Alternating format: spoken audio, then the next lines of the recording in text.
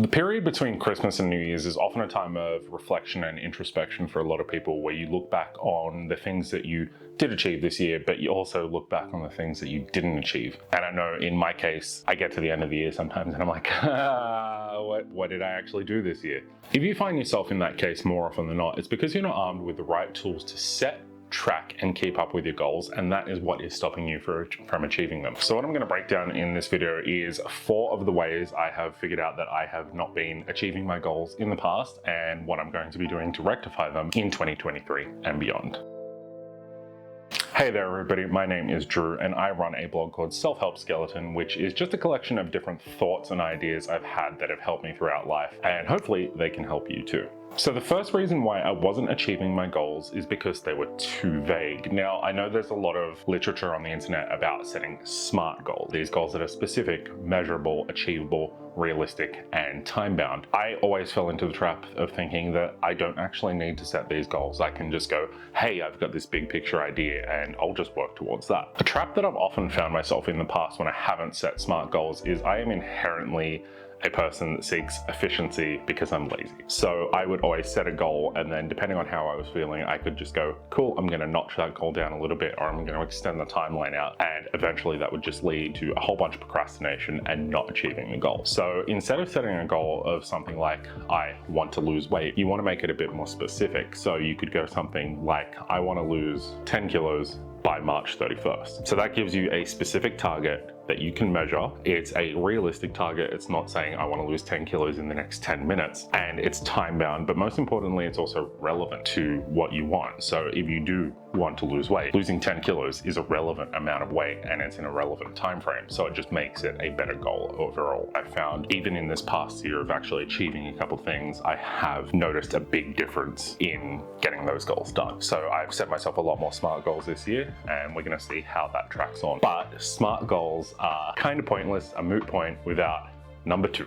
You don't track your goals. I've fallen into this trap so many times in the past where I will track for a little bit and then stop tracking because I feel like I am actually on the right path, but then I would realize 2 months later that I wasn't in the right path at all. So keeping that sort of self accountability is really important when it comes to tracking those goals. And it allows you to see the big picture where you can go, cool, this is where I started, 6 months in, this is where I'm at. And it allows you to adjust as well. So if you do have a specific goal over a certain time frame, if you get 2 months in and you're not really on the track that you want to be, you can then go, cool, how do I adjust this to meet the time frame, or do I need to extend that time frame out or lower my expectations of that goal? And I feel like that's a really important process for a lot of goal setting. Goal setting, as weird as it sounds, is a muscle. The more you do it, the more you achieve, and the more you fail at your goals, you start to learn the sort of things that work for you and how to adjust to meet your goals faster, better, set more efficient goals, just all that jazz. Now, when it comes to the practicality of actually tracking your goals, there's a million different things you can do. There's habit tracker apps, there's spreadsheets, you can write in a journal, you can tweet every time you do a certain goal or a certain task or a certain habit. One practical example I have is something as simple as a whiteboard with color-coded ticks, and I just tick it off at the end of each day of what I've actually done, if I've managed to stick to my diet, my budget, etc. And it's a real simple, easy way to track your goals. The method of how you track your goals is really individualized, and you have to find out what works for you. Some people will love writing in a journal, others will absolutely hate it and just want to tick a box on a to-do list every single day. So I recommend experimenting with it. If you do want another video on how to track goals, then let me know in the comments and I'll be happy to make one. Now, reason number 3 is a trap that I've been falling into for a very, very long time, and it'll probably keep happening, but that is taking on too many goals. There is such a thing as too many goals, believe it or not. If you have these really lofty aspirations and a million different goals and a million different things you want to achieve, you're going to spread yourself too thin and achieve none of them. You have a limited amount of willpower, a limited amount of mental energy, and a limited amount of time to actually achieve your goals. So you need to prioritize what's important and not take on too many big things, in addition to everything else that's going on in your life. So you need to prioritize the things that are most important to you and that you want to spend and invest that energy into. Because if you spread yourself too thin, you're not going to achieve any of them. Conversely to that, if you hyper focus on one goal, unless it is like your big ultimate goal, goal, I don't think that's the greatest thing in the world either, because you're devoting all your energy and time into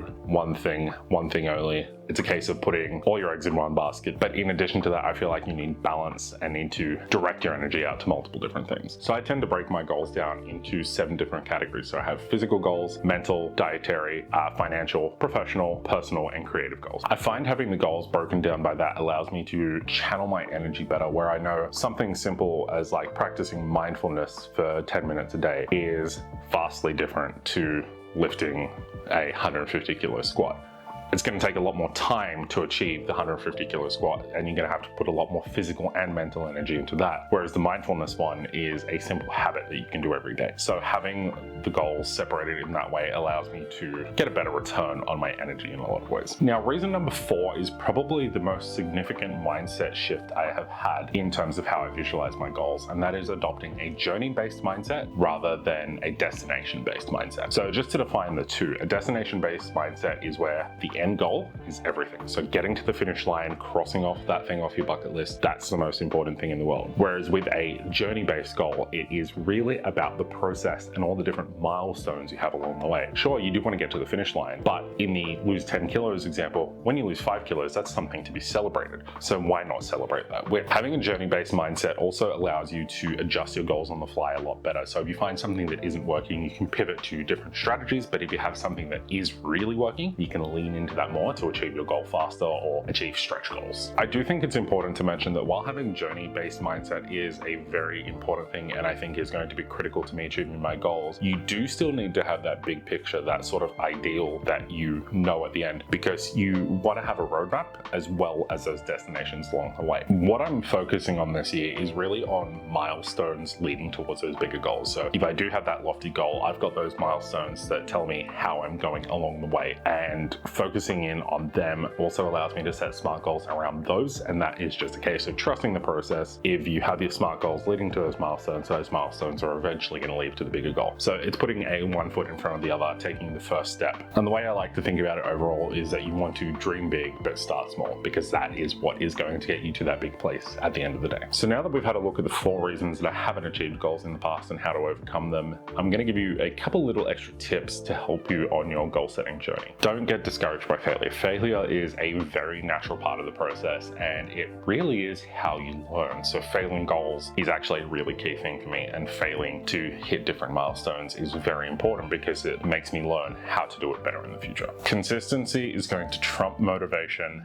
9 out of 10 times. This is something that I have only learned recently, going to the gym a lot more. A lot of times just showing up and putting in the work is going to be this whole, oh, it's the new year, I'm gonna have this big spur of motivation, I'm gonna lose all this weight. No, that's all crap. You need to actually just put in the work. Sharing your goals can be something that is beneficial, but it's not beneficial for everybody. If you're the type of person that doesn't really like sharing around and would prefer to work in silence and let the results speak for themselves, you don't need to share your goals with other people. But if you are the type that does like it, it can add that extra little bit of accountability. Setting stretch goals is actually a really cool thing, because if you give yourself a target that you can reliably hit, you then have that sort of stretch target, and that will allow you to push through even further to get to that target. So it's kind of like setting the cherry on top of the goal. And last but not least, take things one step at a time. You just have to remember that this really isn't a race. The race can be the thing at the end once you've actually achieved your goals, and you've got to start small so you can get big. Now, keep in mind, this is all just my opinion and things I have learned over time, and things I'm hoping to continue learning as I go into this year. And one of my goals is growing this YouTube channel. So I would really, really appreciate if this video has helped you in any way. If you got anything out of this, to leave a like,